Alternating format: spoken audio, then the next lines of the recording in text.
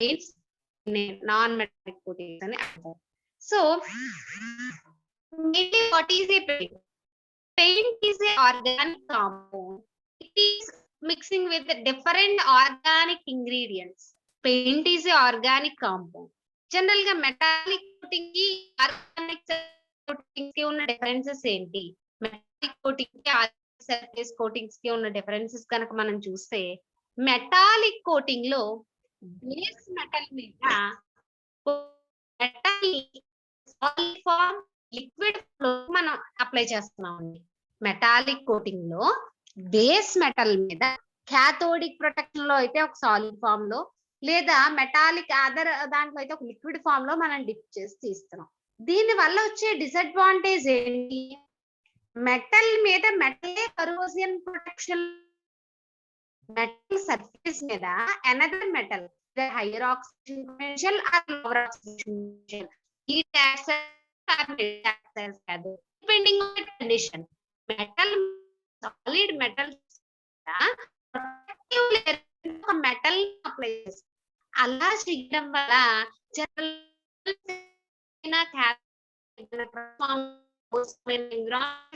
Expose అయినా, other chemicals expose అయినా కరోనా అనేది అది కనిపిస్తుందండి. దాన్ని రెడ్యూస్ చేయడానికి ఈ మెటల్ తో కాకుండా ఒక non metallic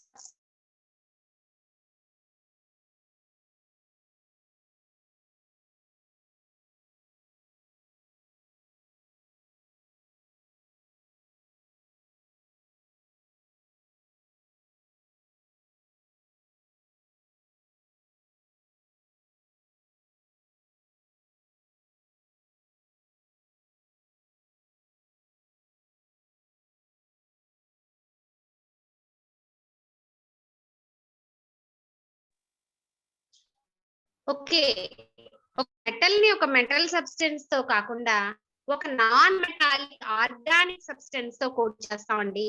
that is painting. Organic surface coating painting. So what is a paint? Paint is a organic mixture. It mixed with different ingredients like pigment, dry oil, and thinners, fillers, plasticizers, and dryers. ఇలా different ingredients తో mix అయిన ఒక organic substances ని మనం paint అని చెప్తామండి. Okay, so it is A paint is a organic compound. Okay, it contains pigment, vehicle, అది అందులో ఏ కాంపౌండ్స్ ఉన్నాయి, ఏ కాంపౌండ్స్ యొక్క రోల్ ఏంటన్నది ఇక్కడ డిస్కస్ చేద్దాం. ఓకే,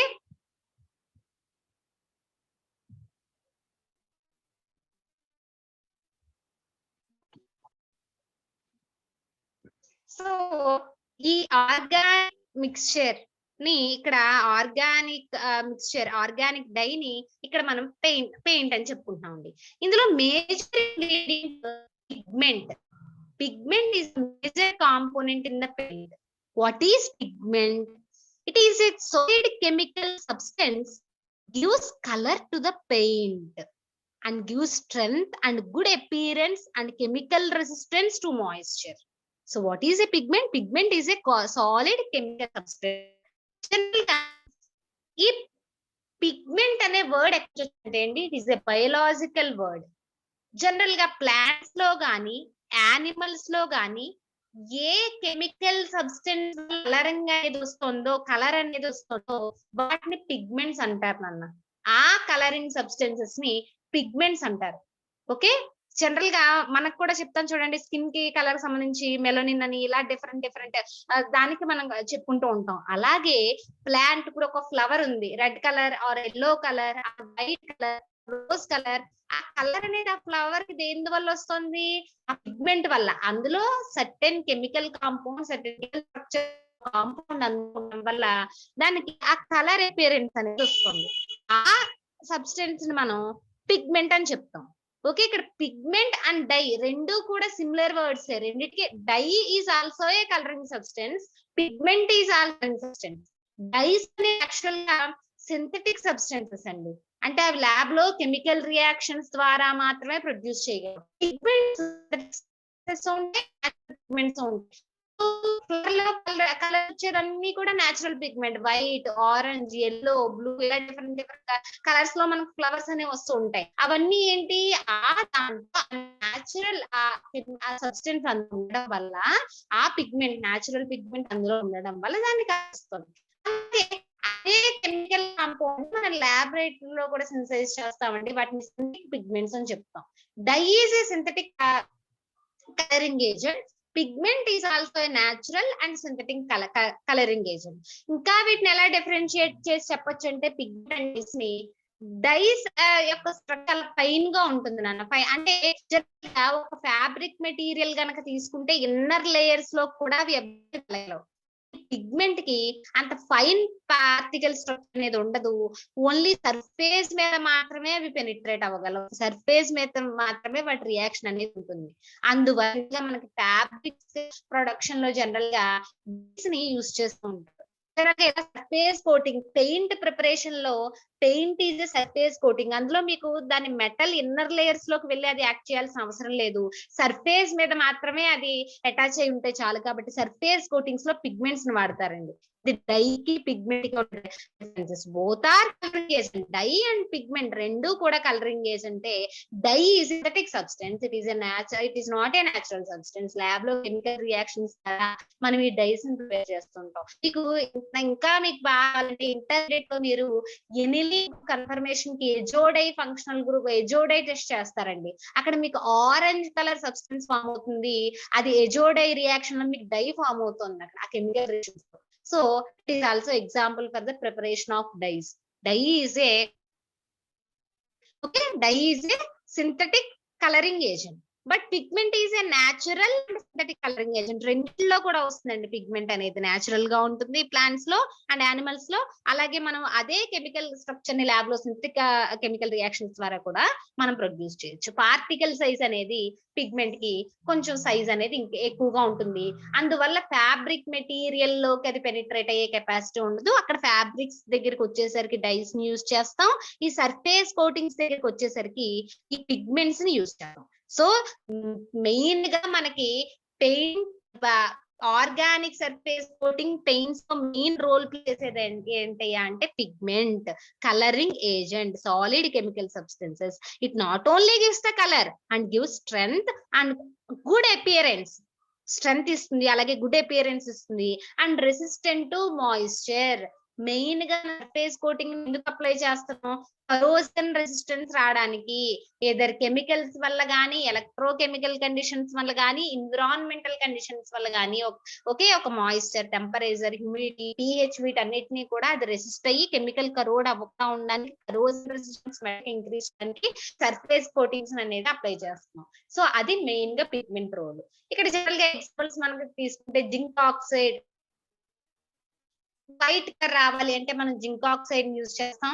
అలాగే ferric oxide, chromium trioxide red colour కి యూజ్ చేస్తామండి. అలాగే కార్బన్ బ్లాక్ అంటే మన పెయింట్ లో కనుక బ్లాక్ కలర్ రావాలి అంటే కార్బన్ బ్లాక్ పిగ్మెంట్ ని యూజ్ చేస్తాం. అలా డిఫరెంట్ డిఫరెంట్ కలర్స్ కి different different pigments chemical compounds use చేసి ఆ పెయింట్ కి ఆ కలర్ చేస్తాం మనం.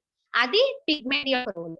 Next dry or baking, drying oil or baking. దీని రోల్ ఏంటి? మెయిన్ గా ఒక మెటల్ సర్ఫేస్ మీరు ఈ ఆర్గానిక్ సర్ఫేస్ కోటింగ్ అప్లై చేసిన తర్వాత అది ఇమీడియట్. ఓకే. అండ్ దీంట్లో ఇంకొక ప్రాపర్టీ ఏంటంటే it acts as a dispersing medium. Type లో సస్పెన్షన్ పాలిమరైజేషన్, పాలిమరైజేషన్ లో డిస్కస్ చేసామండి. medium and dispersing phase and dispersing medium. Okay. Dispersing phase కింద ఈ పిగ్మెంట్ యాక్ట్ చేస్తుందండి. ఈ డిస్పర్సింగ్ మీడియం అంటే కాంపౌండ్ అందులో డిజాల్వ్ అయ్యేలా డిస్పర్సింగ్ మీడియం డ్రైయింగ్ ఆయిల్. ఈ drying oil example castor oil, fish oil and mustard seed oils. ఇవన్నిటిని కూడా మనం జనరల్ గా డ్రైయింగ్ ఆయిల్స్ కింద తీసుకుంటాం. Okay. Next thinners. it reduces the viscosity of the paint and increases the penetration power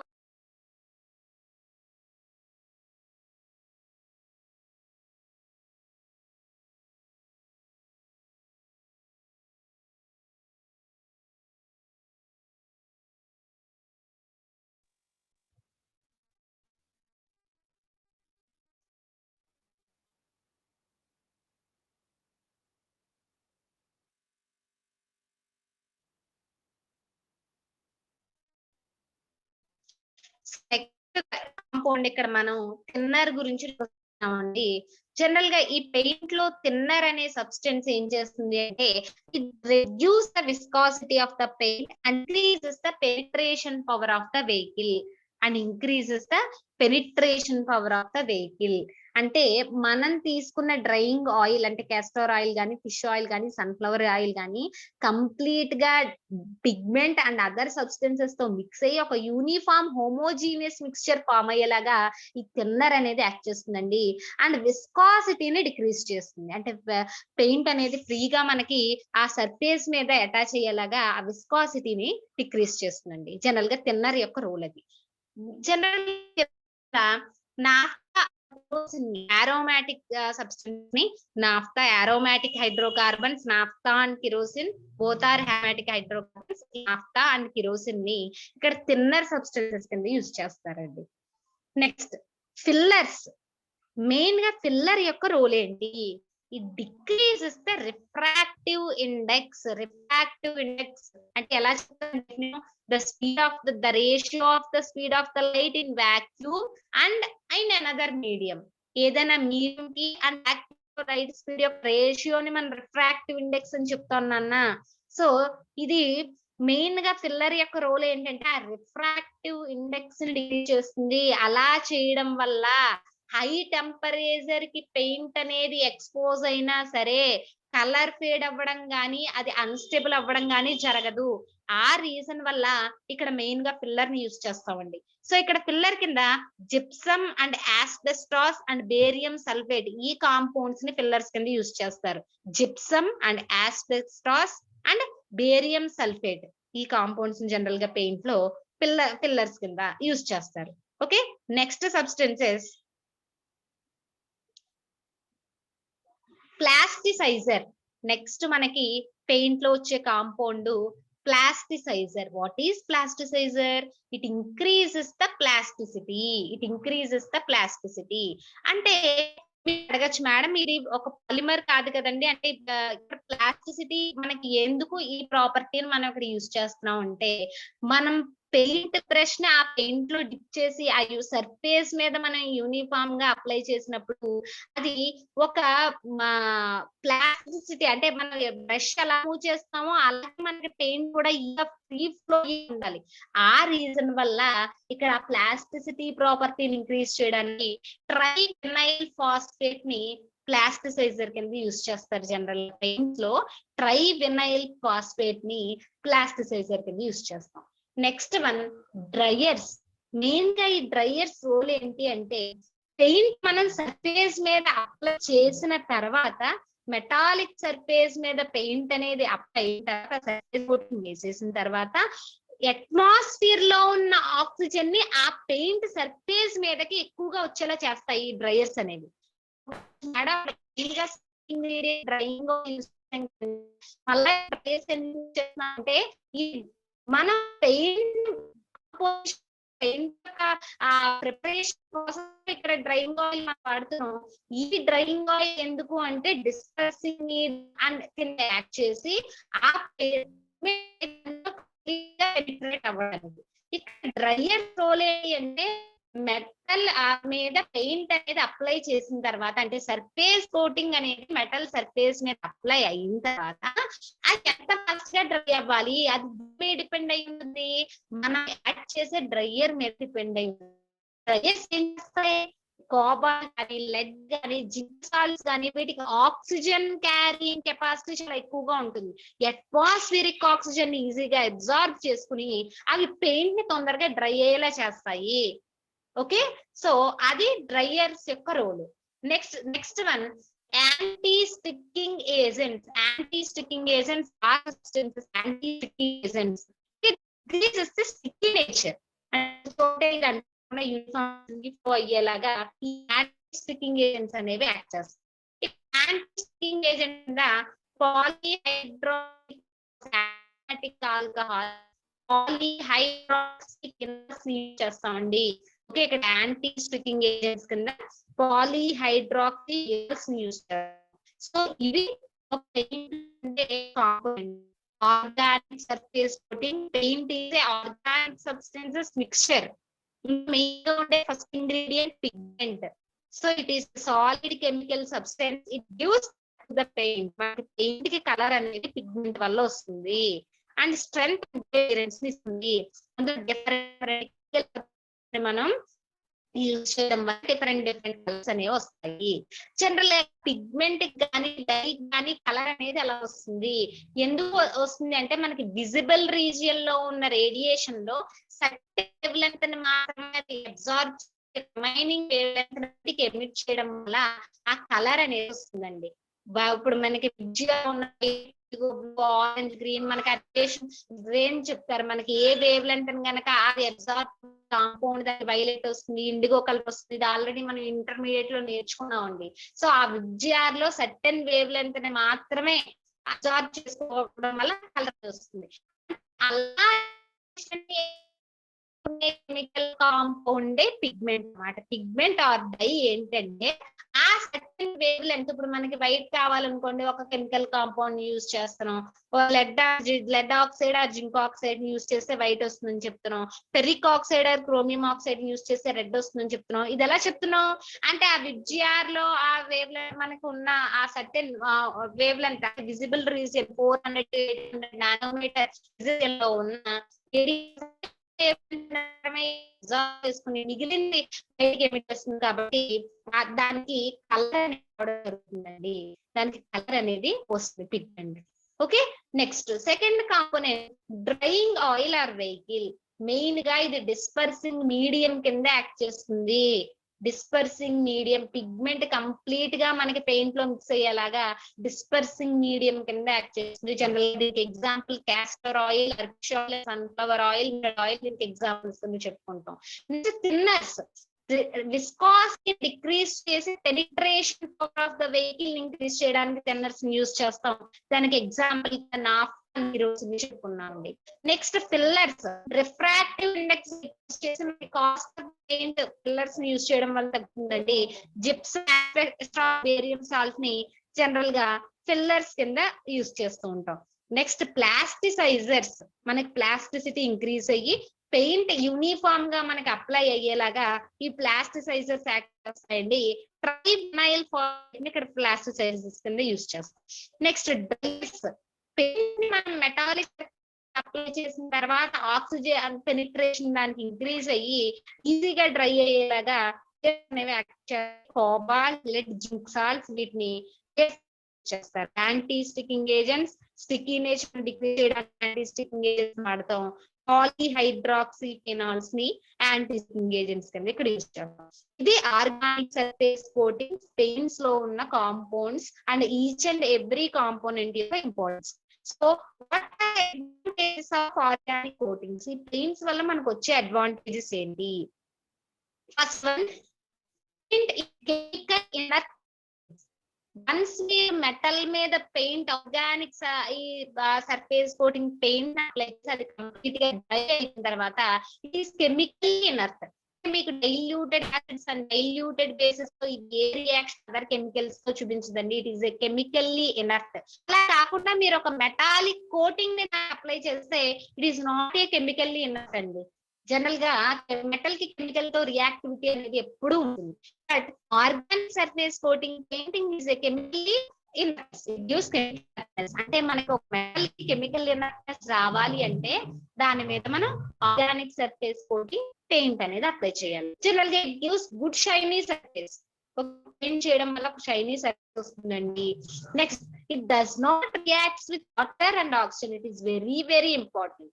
మనకి dry corrosion, ఒక chemical corrosion are electrical corrosion జరగాలి main గా oxygen and other humidity nature water medium రెండు జరుగుతున్నాయండి. అది మీరు యానోడిక్ ప్రొటెక్షన్ చేసినా cathodic protection చేసినా.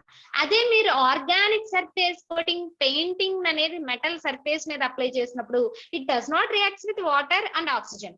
సో రియాక్టివిటీ అనేది చూపించదండి. కాబట్టి ఆ ఇన్నర్ లేయర్ లో ఉన్న మెటల్ అనేది కరోజన్ నుంచి మనకి సేఫ్ సైడ్ లో ఉంటుంది.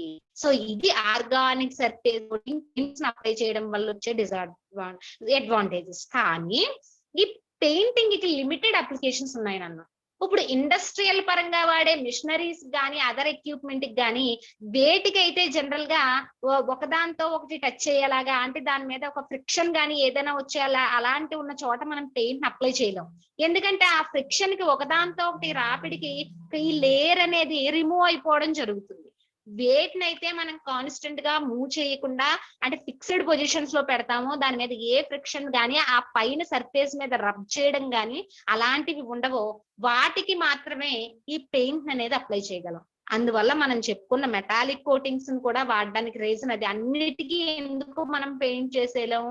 వేటైతే ఇప్పుడు ఒక చూడండి మన విండోకున్న ఆ గ్రిల్స్ ఉన్నాయి, అది మూవ్ అవ్వకుండా ఉంటుంది, అది ఫిక్స్డ్ గా ఉంటుంది, దాని మీద ఎటువంటి మనం రబ్ చేయలేము, దానికి పెయింటింగ్ వేస్తాం. అలా కాకుండా ఇప్పుడు ఇండస్ట్రీలో యూజ్ చేసే మిషనరీ అది కంటిన్యూస్ గా వీల్ అలా రొటేట్ అవుతూ ఉండాలనుకోండి మెటల్ మీద, దానికి మీరు పెయింట్ వేసినా సరే ఆ వీల్ ఉన్న రబ్బర్ ఆ మెటల్ అనేది అవడం వల్ల మీరు పెయింట్ వేసినా సరే అది ఆ లేయర్ డిప్లీట్ అయిపోవడం అనేది జరుగుతుంది.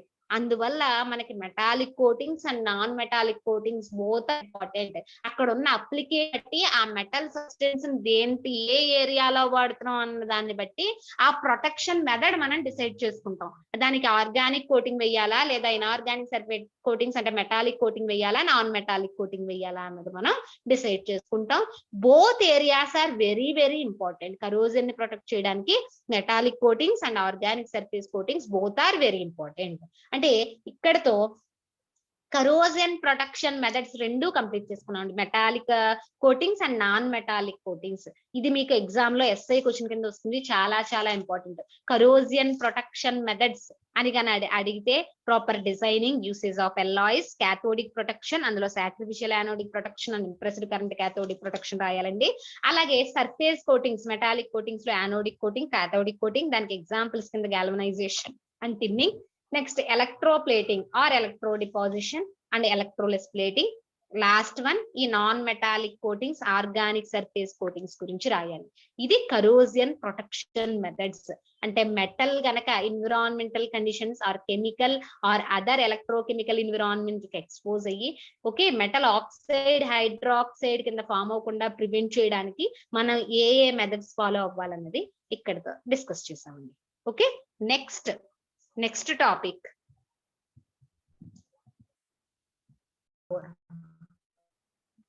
okay, so KMnO4 is a salt, its name is potassium permanganate. ఇక్కడ ఆక్సిడేషన్ స్టేట్ క్యాలిక్యులేషన్ లో ఇది ఈచ్ అండ్ ఎవ్రీ చెప్తామండి. ఆక్సిడేషన్ స్టేట్ అనేది పర్టికులర్ ఎలిమెంట్ మనం చెప్పచ్చు. ఇప్పుడు calculate the oxidation state of manganese. My question is calculate the oxidation state of manganese. ఇక్కడ ఏదైనా సాల్ట్ ని కనుక మీకు ఇచ్చి ఆక్సిడేషన్ స్టేట్ ని క్యాలిక్యులేట్ చేయమన్నప్పుడు దేనిదైతే ఆక్సిడేషన్ స్టేట్ మనం క్యాలిక్యులేట్ చేస్తున్నామో దాని అన్నౌన్ కింద తీసుకుని ఎక్స్ అని రిప్రజెంట్ చేయాలి. మనం దాన్ని అన్నౌన్ అనుకుని ఎక్స్ కింద రిప్రజెంట్ చేస్తాం.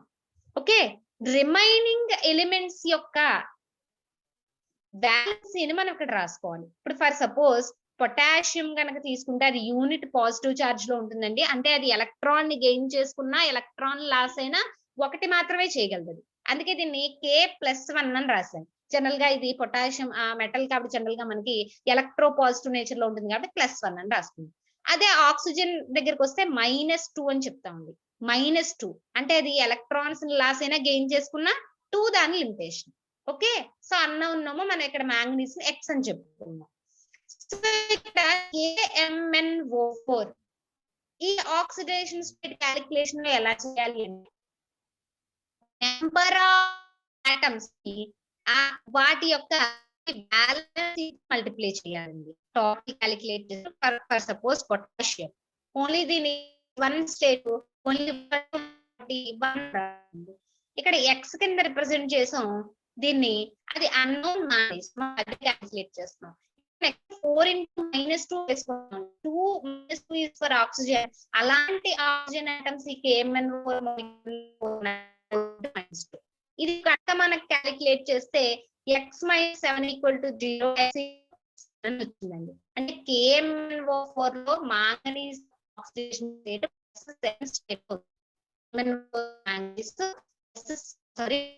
Oxidation state. ఓకే, సో ఇదే సపోజ్ మనం MnO2 క్యాలిక్యులేట్ చేద్దాం. Manganese oxide MnO2. Manganese oxide. ఈ మ్యాంగనీస్ ఆక్సైడ్ లో manganese oxidation state, that is my question. Okay, ఇప్పుడు అన్నోన్ ఏమనుకున్నాం, ఎక్స్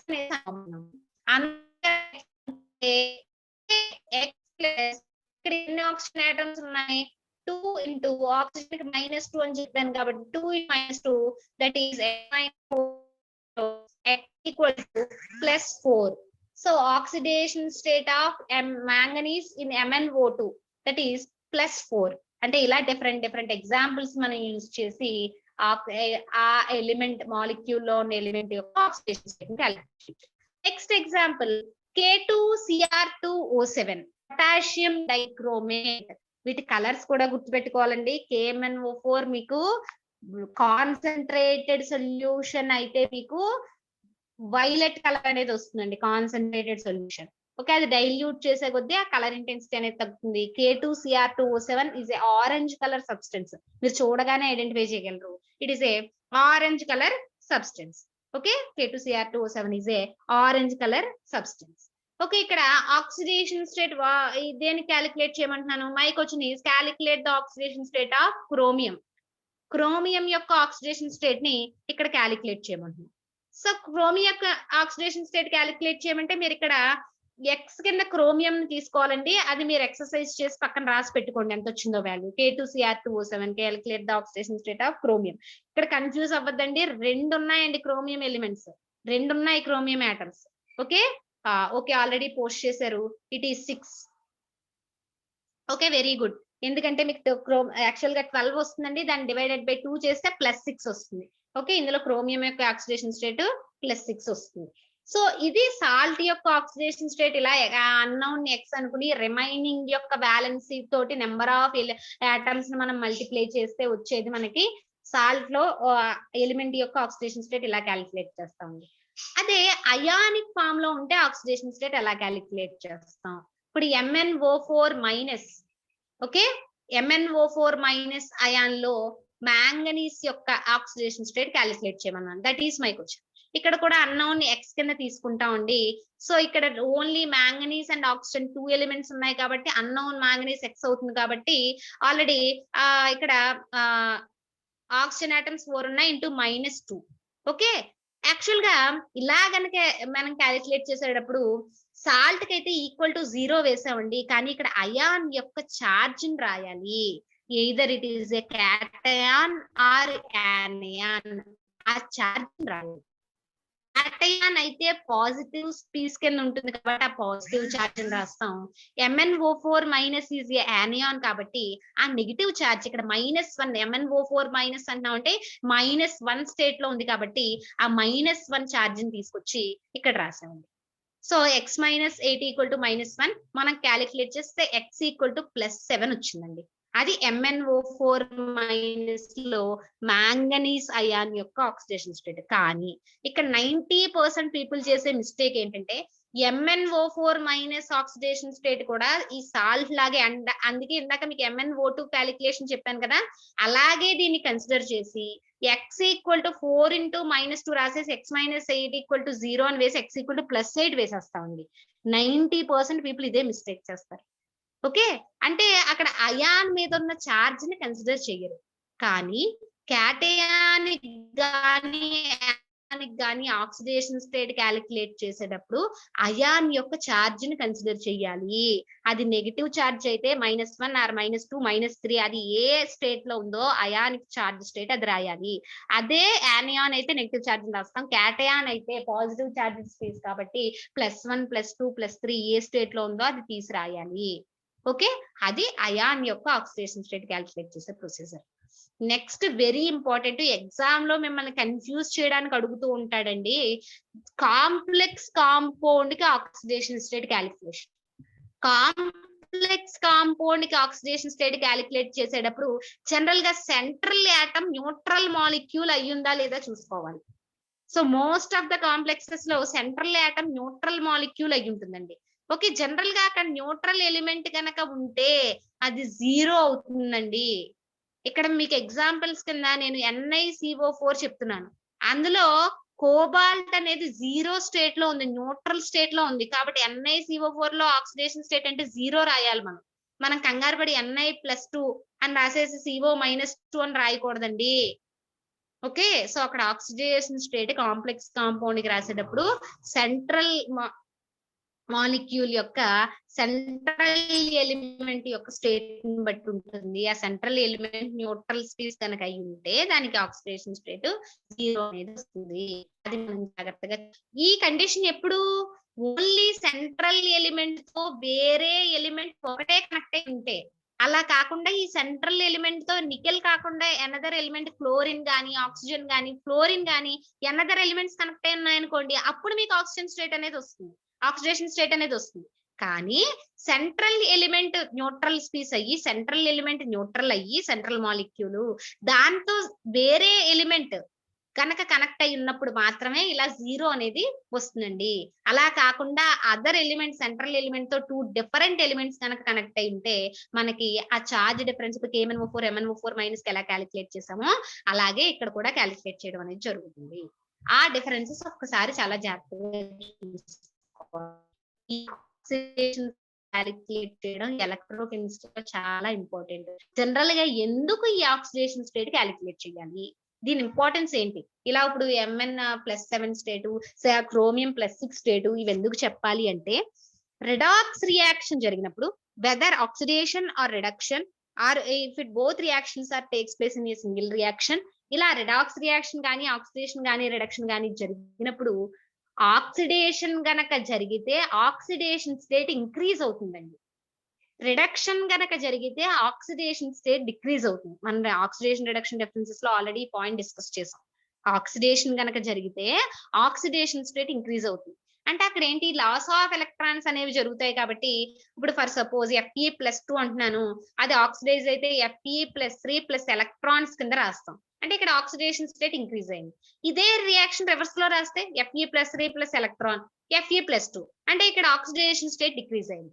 అంటే అక్కడ ఎలిమెంట్ ఏ చార్జ్ నుంచి ఏ స్టేట్ నుంచి ఏ స్టేట్ కి కన్వర్ట్ అయింది అన్నది ఇంపార్టెంట్.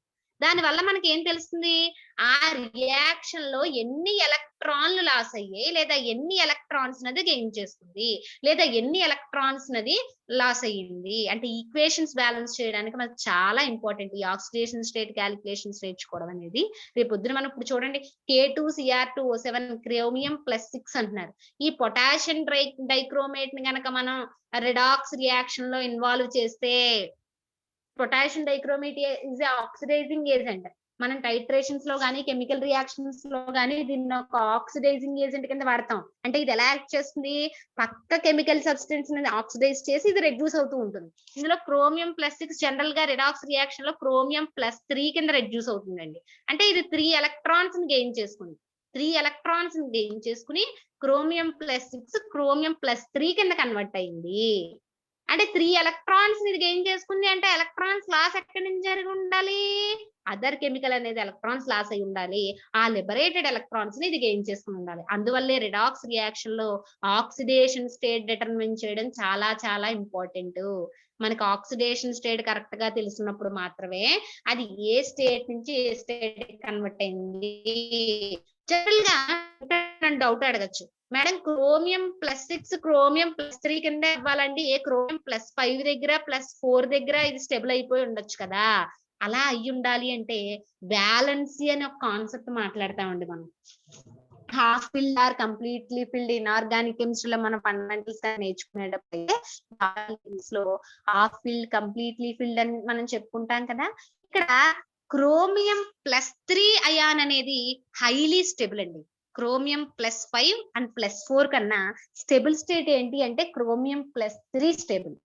కాబట్టి జనరల్ గా రిడాక్స్ రియాక్షన్ లో ఇన్వాల్వ్ అయినప్పుడు +5 +4 దగ్గర రియాక్షన్ ఆపాలని చూడదు, +3 అయానిక్ ఫామ్ లో కన్వర్ట్ అయ్యి రియాక్షన్ ఆగేలా చూస్తుంది. అంటే ఫైనల్ గా మనకి ఇది ఏ ఆక్సిడేషన్ స్టేట్ దగ్గర స్టేబుల్ గా ఉంటుంది అంటే Chromium+3 అంటే 3 ఎలక్ట్రాన్స్ చేసుకుని Chromium+3 ఇది రావడానికి ఇష్టపడుతుంది. అలాగే ఇందాక manganese+1 అని చెప్పుకున్నాం కదా, KMnO4 లో manganese+7 ఆక్సిడేషన్ స్టేట్ లో ఉంటుందండి. KMnO4 లో జనరల్ గా మ్యాంగనీస్ అయాన్ దగ్గరికి వస్తే Mn+7 తర్వాత ఇది +2 స్టేట్ దగ్గర స్టేబుల్ గా ఉంటుంది అన్న. Mn+2 మ్యాంగనీస్ +2 స్టేట్ అనేది దానికి హైలీ స్టేబుల్ స్టేట్. అంటే జనరల్ గా మ్యాంగనీస్ రియాక్షన్ లో ఇన్వాల్వ్ అయ్యేటప్పుడు ఫైనల్ రియాక్షన్ గనక మనకి జనరల్ గా ఇది ఎగ్జిబిట్ చేసే +2 దగ్గర స్టేట్ అవుతూ ఉంటుంది. రెండింటి యొక్క వాలెన్సీ ఎలక్ట్రాన్స్ ని బట్టి స్టెబిలిటీని బట్టి ఏ ఆక్సిడేషన్ స్టేట్ దానికి స్టేబుల్ గా ఉందో అక్కడ మనకి స్టేబుల్ అయ్యాన్ని ఫార్ములా. ఓకే, దీన్ని బట్టి రిడాక్స్ రియాక్షన్ లో ఆక్సిడేషన్ స్టేట్ క్యాలిక్యులేషన్ టైట్రేషన్ చేస్తూ ఉంటారు. అలాగే ఐరన్ డిక్రోమేట్ టైట్రేషన్ ఉంది.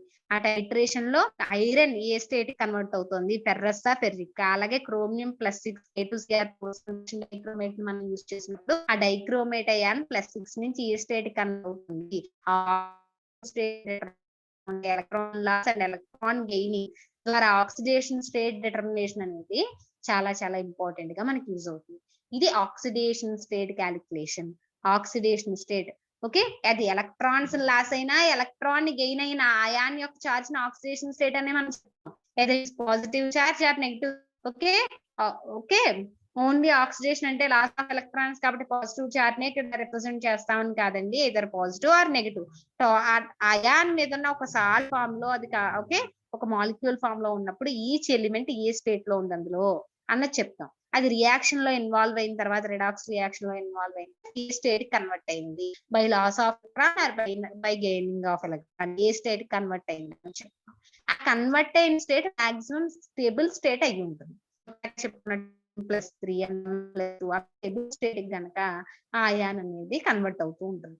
ఓకే, ఇది ఆక్సిడేషన్ స్టేట్ క్యాలిక్యులేషన్. ఓకే, ఒక సాల్ట్ కి ఎలా క్యాలిక్యులేట్ చేయాలి, ఒక అయాన్ కి ఎలా క్యాలిక్యులేట్ చేయాలి, కాంప్లెక్స్ కాంపౌండ్ ఉన్నప్పుడు జాగ్రత్తగా చూడాలి. అందులో ఉన్న మీరు తీసుకున్న సెంట్రల్ యాటమ్ న్యూట్రల్ యాటమా లేదా దానికి వేరే అదర్ ఎలిమెంట్స్ తో కనెక్ట్ అయిందా అన్న చూసుకుని దానికి ఆక్సిడేషన్ స్టేట్ క్యాలిక్యులేషన్స్ మనం డిస్కస్ చేస్తాం. ఓకే, ఇంకా మీకు దీని మీద ప్రాక్టీస్ చేయాలి అంటే మీ ఇంటర్మీడియట్ టెక్స్ట్ బుక్ తీసుకుని ఒకసారి దాంట్లో ఉన్న ఎగ్జాంపుల్ ప్రాక్టీస్ చేయండి. ఏదైనా డౌట్ వస్తే నన్ను అడగండి, ఆ ఎగ్జాంపుల్ ఒకసారి డిస్కస్ చేద్దాం. ఓకేనా, ఈ గ్రూప్ లో ఇవాళ కొన్ని ఎగ్జాంపుల్స్ కూడా నేను పెడతాను, అవి ట్రై చేసి రేపు పొద్దున్నకి నాకు సొల్యూషన్ పెట్టండి. ఓకే, నాకు వచ్చిన ఆన్సర్స్.